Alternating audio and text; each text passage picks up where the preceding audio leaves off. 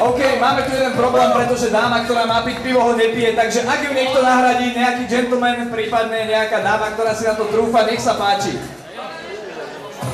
Kto by si rád vypil pivečko?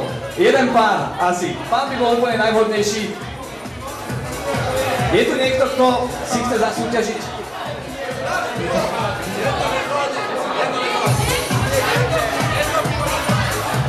Je tu jeden problém. Ona totiž to nepije pivo, takže poprosíme jedného z vás, hocikoho, nech si s nami zasúťaží a nech si to pivečko vypije nejaký dobrovoľník medzi vami.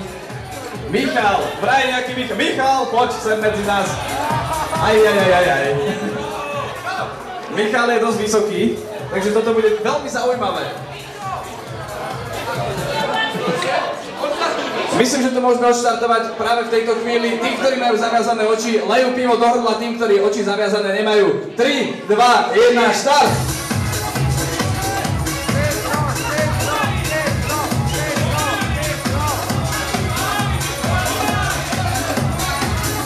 Vy samozrejme pozbudujte svojich favoritov a ten, kto to dopije prvý, tak ten vyhral. Aha. Stop, máme víťaza! Mišo, ty si to výborne vypil, dúfame, že ti to veľmi neuškodilo. Toto je víťazná dvojica.